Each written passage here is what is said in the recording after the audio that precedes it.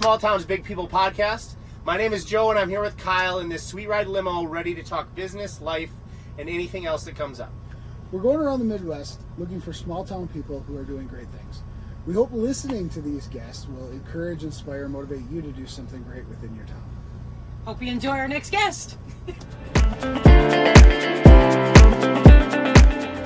So we've got Sean here. We're ready to do another interview show. He's got a great insurance company that he's been doing for a long time.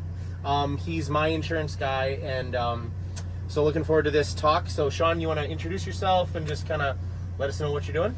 Yeah, absolutely.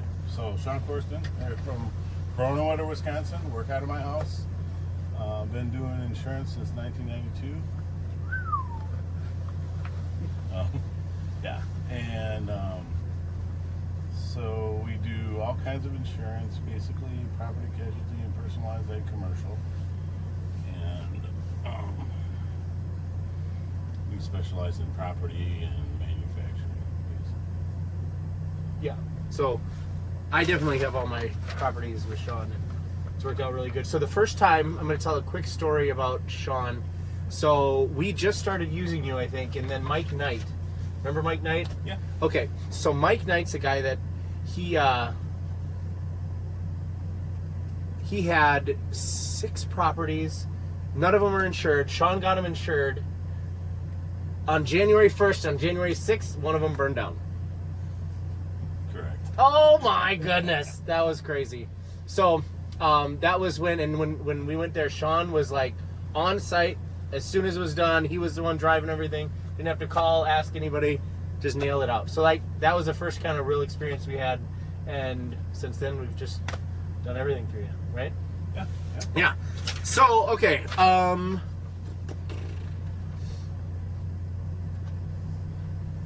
how did you get started in insurance? By accident, for sure. Yeah. So I started with individual Donovan Helke in 92, right out of college. I went to school for actually insurance. So it wasn't really a mistake that I was in insurance, but it was a fluke that I got into the agency side of things, because basically I started when it was legal to cold call, go through the phone book. Mm-hmm. I did that for the first. Oh, you were a telemarketer. I was a telemarketer. Oh my goodness, I did not know that. A super glorified one. Yeah. I think I was paid, quite well, not really. But that's how I built my first small book of business, is right through that. Wow. And these clients that I had back in 93 and 94, I still have them. Crazy. Neat. That's awesome. Cold calls. Do you do any cold calls? It's illegal. You can't. Well, then what are all these telemarketers calling me about? Oh, They're not. It's a computer. That's yeah. calling. Well, okay, so it's okay for computers to call me? Well, it isn't What? it isn't legal, but there's no way to stop The it. lady answers, "Hello, may I speak to the business owner?" They always do that. What is that? Huh, okay. That's India. Okay, why do you do insurance? What is the, why do you still do it? Like, you've been doing it for a long time now. Yeah, so I really do it because it's a bill for most people until they need it, and then when they need it, it's probably the most helpful thing they pay their bill on. Like for all the bills they pay, this is the most important one. They really, most people hate every time they pay a bill, period. But when this comes into use, when you have a $30,000 claim or a $150,000 claim, no one's mad about paying that bill at that point. So to be there for people is a really good thing. Awesome. That's kind of it hits a lot of those questions I was going to follow up with.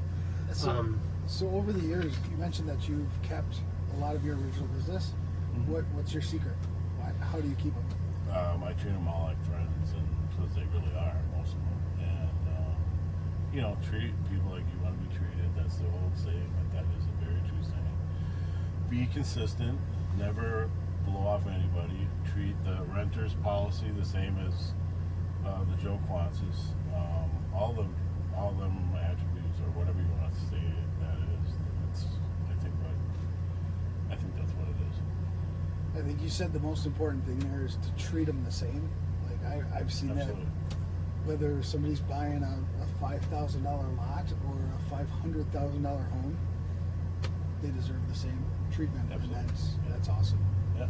To find that in any business. Because the same person that's buying the $5,000 lot probably eventually someday, if you're in this for a long haul, is going to buy the $5 million home or whatever, something like that. Or they have a friend that needs insurance, and you never know where it's going to go. We were talking with Hope earlier, and my big philosophy, and I think it resonates with everything you've said so far, Sean, is that you don't always get paid for the work you do right now, but Right. someday, somehow, you're going to get paid for that. Yeah, you believe in that, and you will be correct. For sure.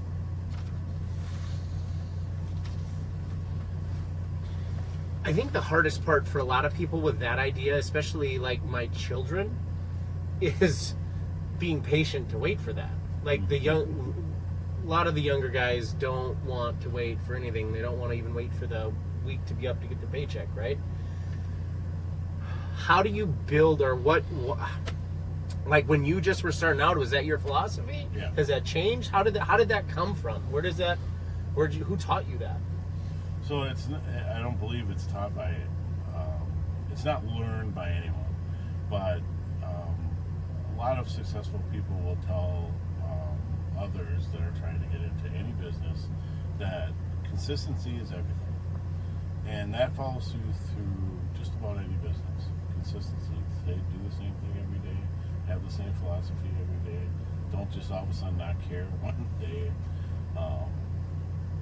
So every single thing, every single day. And procrastination is the root of all failure, I think, in my opinion. Yeah. If you have time to do it, do it. Right. Yep. And I think that's probably the thing that to me sticks out almost more than anything with you, is that whenever, like, I'll text you at 10 at night, and you'll reply to me like, I'll have it done in the morning.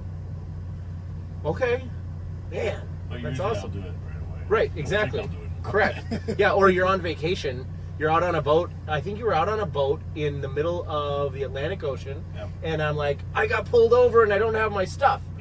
And you sent it over within an hour.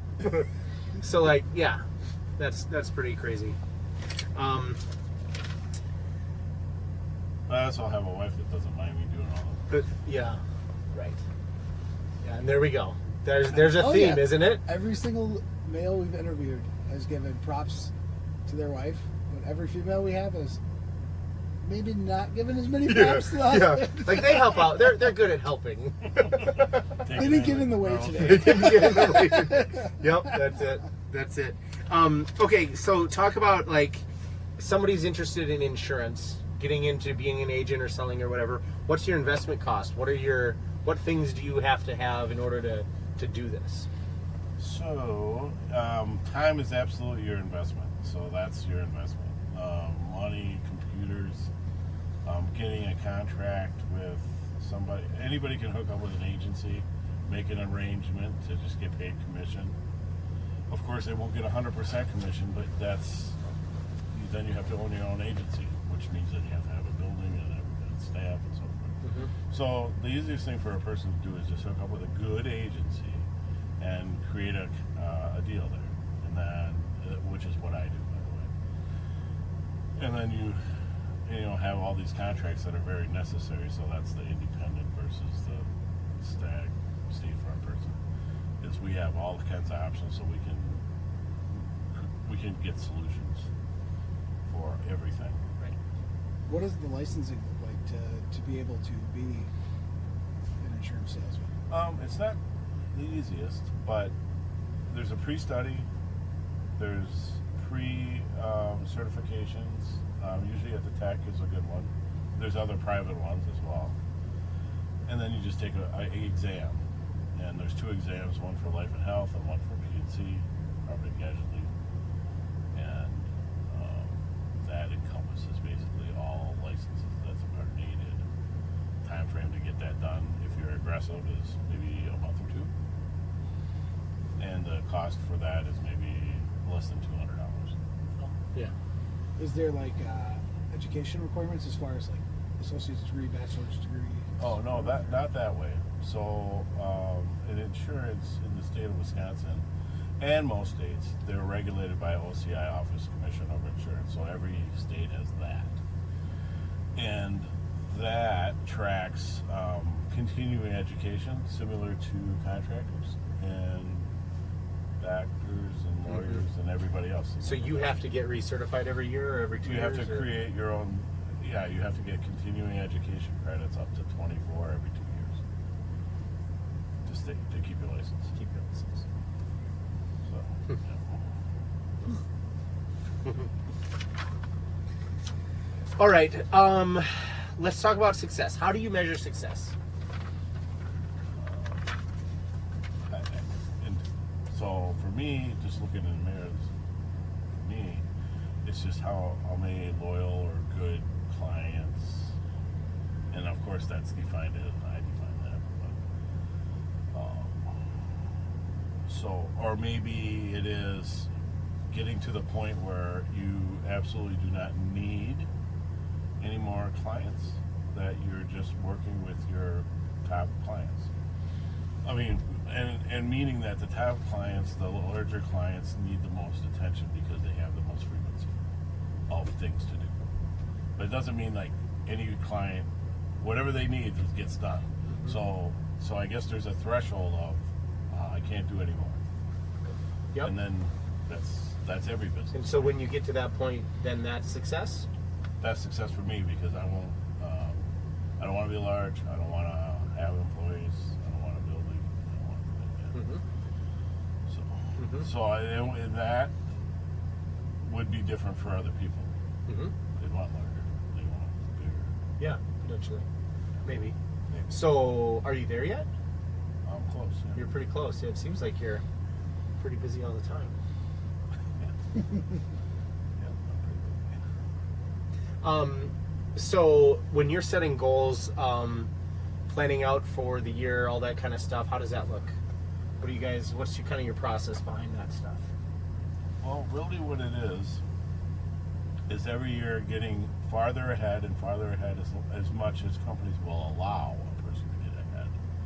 So, in other words, you cannot lock somebody in 6 months ahead with a rate because the rates change and underwriting rules change, and as you know, the insurance market has shifted dramatically over the last couple of years. But going back to the planning, if I'm 90 days out at every single day, that's what it takes the relief off the clients. It's not last minute for anybody. They know their pricing at least 30 to 45 days out. Everything's better that way. And in the case where like I don't like my pricing, Yeah, gives you time absolutely. to shop and find So- something better. Yeah, good point. 'Cause So I'm my pretty shopping bad list at is well, Joe's just constantly on my shopping list. But, Yep. but there's probably 50% this year that of personal home autos because of the volatility that are on my actual list. So I have a rolling list of maybe 50 clients rolling. Yeah. So that's why I'm busy all the time. Yeah. Do you have like proprietary software within the company, or is it just like what do you use to track your clients and manage all the? Yeah. all So the there's day-to-day stuff? there's probably 3 large data software for insurance specifically, and we have one of them 3, and it encompasses certificates of insurance, tracking, expiration dates, policy language. You attach your files to it, so it's all in one. And that acts for like your customer contact information and all that. Yeah, It's all rolled everything. in Yep. one Yep. deal? Do you run accounting and budgets and everything through that as well? No. So but it's able, but it's cumbersome because insurance people aren't accounting people, never have been, and they just can't figure that out. So we go QuickBooks or what you have or another platform that works. Hopefully any other platform. Yes. I concur because I hardly use QuickBooks because I'm a very simple business. You know, there's not a lot going on there. It's just in and out. Yep. So, yeah. to answer that, I would say it's probably 50-50. The larger firms, you try to force the issue to use their system all 100%. But there's still very, very large firms that will just break off and use the CPA. See, I'm super against mandated softwares within a company because all it is for your parent company to steal your leads, steal your clients. Yeah. Because it's their software, you're using it, they get the contact info. It's huge in real estate, like Keller Williams. Oh, use KV Core. No, don't put anybody's information in there because you're just giving it to Keller Williams parent company. Yeah. So if you buy your own software, it's yours. It's proprietary. Yeah. So I'm sure insurance companies do the same thing where they gather that data from customers. So a little bit of caveat to that question as far as management. That is what we use for management, but as far as going out to get a rate or say your business owner's policy for your office, like whatever. So I pick a company and I go to their website and I do all that there. Then it downloads into my software. Okay. So the management part is one thing, and then individual companies all have their own websites, and agents have to learn all them websites. But that's part of being independent. And the company's goal is to make it as easy as it possible, so that agents will use them. So we got a new company that we started working with, right? For one of the companies that I've got, and we tried a whole bunch of different companies, and we just kind of hit walls, and finally this one we won. So like that whole idea of how do you know when you should stop hitting the wall and just give in versus how do you know when you should just keep hitting that wall until you finally break through? Good question. Never stop hitting the wall, or else you'll be just never stop hitting the wall. There's always a new market to come in. When they see a need, well, they see a need because somebody else isn't doing a good job.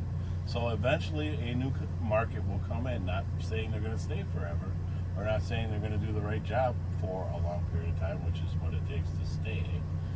But they're going to come, for sure. There's non-emergency medical transportation is a big one. Everybody got out, so the new companies come in. Public auto, same thing there. It's taxing, so everybody doesn't like it. There's an opportunity for somebody that does good at it, that happens to be, say, from New Hampshire, who cares where? And they just say, oh, Wisconsin looks like they just emptied out all their companies. Let's go and make some money. Mm-hmm. And then hopefully they do. That's exactly what just happened with us. Yeah. Exactly. Yeah. Yep. So never. I mean, there are times though that we got to just give up, right? I mean, you can't spend all your time hitting that wall and rejecting all your other customers. I mean, how do you just gut feel? You've been doing it long enough that you just kind of know like that one's dead and we gotta move on. Well, okay, so there's certain things like bouncy houses. They come in, and I just tell people, hey, it's $5,000, and then they listen. Right. But it is. That's what it is. It's a bouncy house. Yeah. That question comes in 3 times a year, every year, no matter forever. Oh, that's a great idea. I think I might last do a one bouncy summer, house. $5,000. I didn't make any money. Yeah. Let me tell you right ahead of time. Yep. You're gonna lose a couple grand. Well, that is nice. That's good information for the bouncy house Makes guys. sense. Like, oh, okay, makes that It's not decision gonna be easy. lucrative. Hopefully, unless they're not paying attention. All right. So how do you manage the money? When you're in the whole insurance. I'm a little bit confused as to how. Like, I don't pay you at all. See, I pay my premium, and then you get a cut of that. And how does that? I mean, how does that whole deal work? I don't understand that. So, yeah. So direct bill company, actually you do pay me on some things, but Do I? yeah.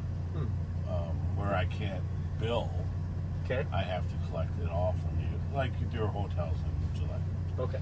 something like that, and a few others. So the majority rate gets direct bill to the company, and the people pay the company, and then the company cuts a gross check to the agency. Then the agency has to do a bunch of math in the beginning of the month to disperse it to their agents. Per their contract, per their cut, per whatever it is. And every company pays different. And yeah, that's a good thing to talk about. So there's some agents that will just, oh, this company's paying this and this and for the same thing. And since I started, I never cared about 1 cent, about one premium, about who's paying what or what. I mean, we have workers' comp companies that pay 2%. So that's like not even doing it. That's not even worth it. Mm-hmm. But it doesn't matter because you just go about doing the right thing at all times. Sure. Yeah. So you're saying, so some agents will be like, and they'll only sell those companies because those companies are giving a bigger percent, Well, a bigger absolutely. cut. And yeah. So they're essentially steering. Yeah, absolutely they are. So I have a good example because it has to do with you. So there was a workers' comp company that was paying bonuses. They were paying bonuses. And I'm totally against awards, trophies, and bonuses. I hate all that. I don't listen to them people. But and then there's other companies that pay you as the customer pays, which in your case, like it's monthly. And many smart business owners just pay monthly because why not? And so smaller commissions get paid monthly, where most companies just pay up front, and that also doesn't matter. Just completely just do what's best for the customer, and it's probably one of the tricks of the thing. So how do you reconcile that then? Like let's say you've got XYZ company that you've done a whole bunch of business with. How do you make sure like you've gotten the checks that you're supposed to get? I asked Lori. Okay. How does she track it? Do you guys have a spreadsheet of like everything that you're doing and what it should be and what you think the back check to should him be? where he says, how do you keep track of all this stuff? Yeah. So we have expirations reports. Okay. And they're 100% accurate because everything that I do is a policy, right? And it expires. So we go by month, we put all that stuff in, and if it doesn't show up on the commission report, that's it. Now, how much it is? No, we don't do that. No, But you just we make do, sure that you are getting your. I get something from this. Okay. Yeah. So if we didn't do that, we'd no doubt lose, and nobody's fault.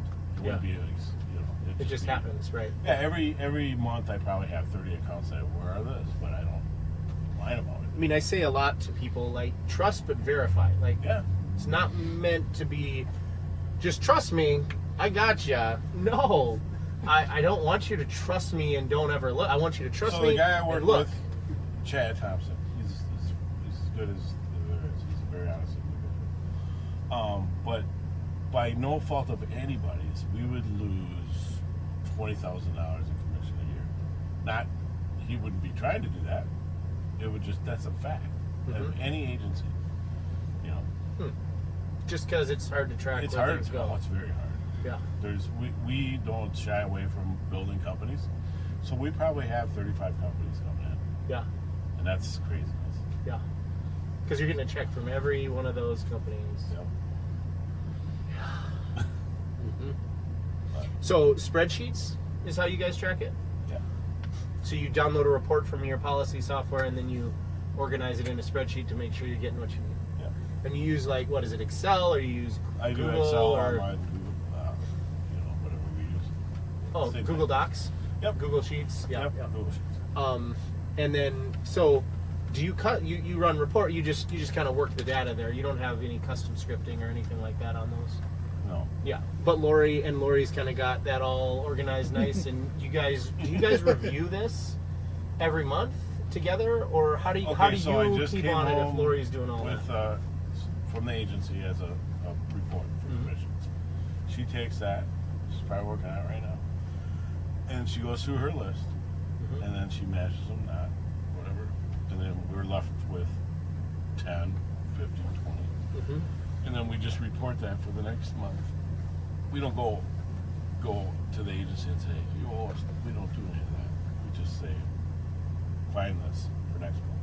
Because it's likely it didn't even show up. Or something like this. So no one really chases or wastes time. We just do, like, everybody works on commissions like one, if we had to put it all into hours, it'd be 1 day a month. And then we don't fret on it. Yeah. We don't chase anything. Don't worry about it. Yep. What about a budget? You guys have a budget, like a written budget? Yeah, we do. do you what's your budget process? Do you do it monthly? You do it weekly? Do you do it yearly? At this point, I can tell you that a minimum I'll make is this. So I already know my budget. Yep. So then there is peaks and valleys, Yep. For dollar limits, but basically anything over X is investable, and then everything over the X is basically our advertisement, and our advertisement goes like basically it's called, what do you call micro philanthropy? I'm not a millionaire, so I don't know. well, doing random things. Oh, right. Helping out businesses Yep. in different various ways, however they can need it. So obviously So restaurants. that's your advertising? Yep. Yeah. I directly help business. So you take your advertising money, give it to this or that, then whatever's going on. Yeah. It's Yep. all kinds of ways. Yep. It could be food pantry things. It could be free meals for the elderly. Mhm. Just you name it. And it's not specific to season or anything. Mhm. It's specific to I have money. I can do this. Sure. Yeah. And then, so I assume Lori and you guys talk about that periodically. Like when that comes up, then you're like, "Hey, here it is," and then you guys go out and decide where you're going to spend it. And Yeah. yep. And I had a follow up here. I'll get to it. Like charity that you and I are involved with. Mhm. So Yep. that's in there. So who writes the budget? Who goes through that and kind of keeps it under control, or who's the one that puts it together every year? I do. You do. Huh? See? It can be done. And then let's talk about financing. So when you're starting up a company, starting up a business, all that kind of stuff, did you go through and did you finance it to get it up and running? Or did you, how'd you So when get we that first started? met, I was at an agency and I was a W-2 employee. When I went on my own, and you're one of the bunch of people that said, "Oh, hey," I didn't ask anybody. They said, "Hey, if you go on your own or different things, I'll follow you. I'm your, we have a relationship. It's not with that agency. It's just with us." Mhm.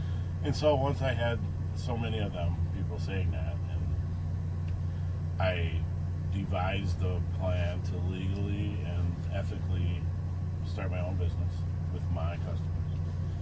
And I self-funded myself for 6 months. So that's my investment. And did you save that money up, or did you go to a bank to get a loan for No, that? I never. No, it's all organic. No, Mhm. I sold a couple bikes, Oh, did stuff like that. yeah. Oh, yeah. Awesome. There it is. 2 more ums. Dang it.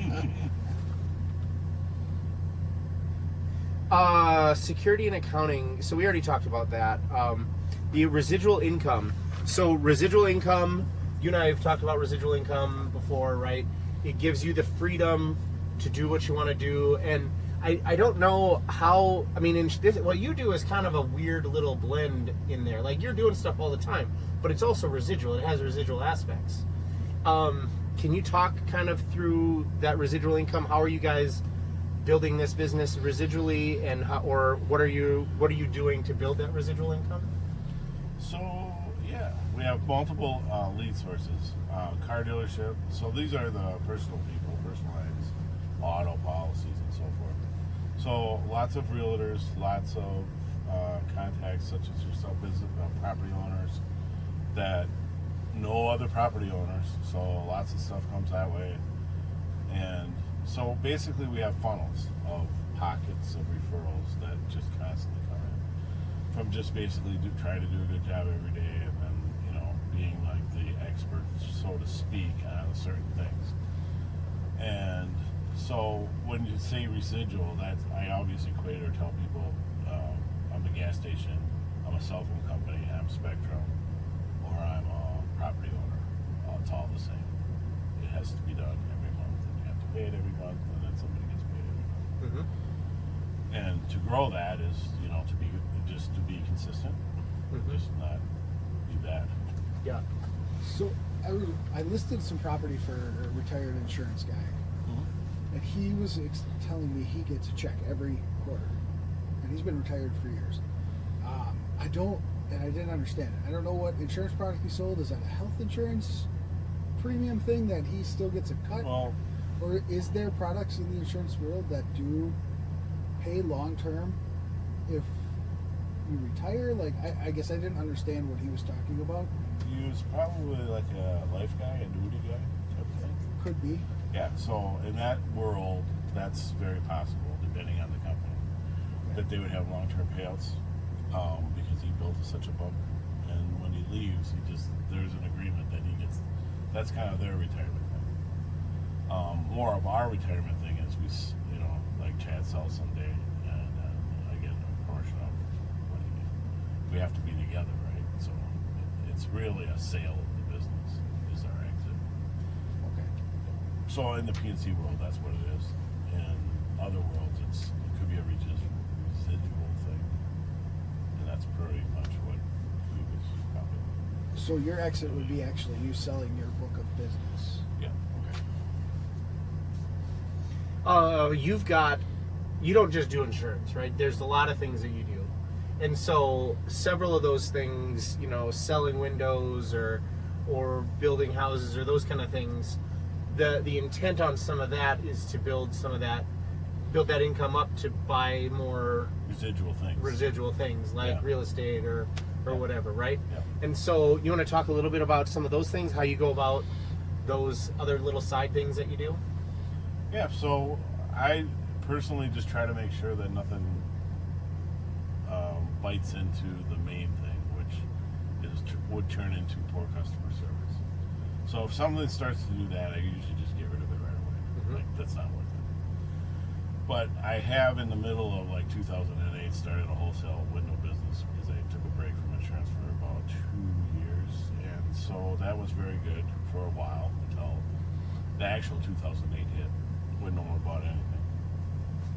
I did.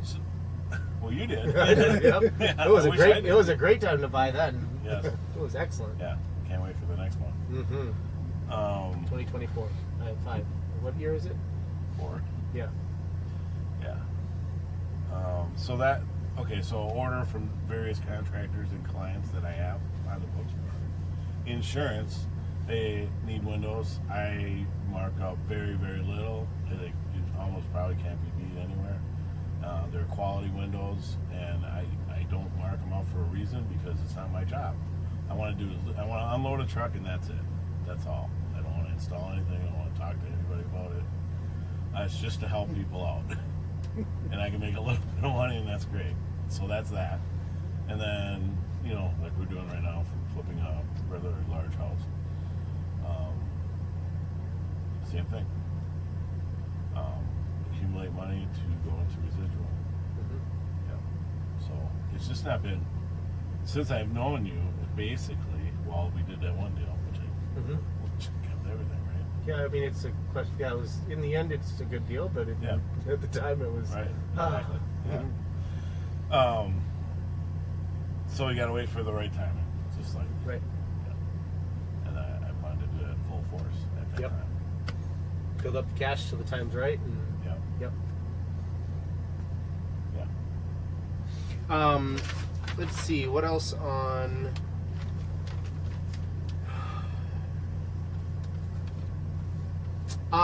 what about this question?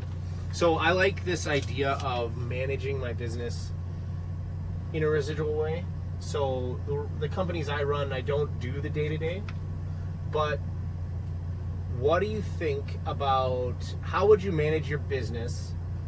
Is it even possible to do what your kind of business, to manage it in 5 hours a week so that it would be successful?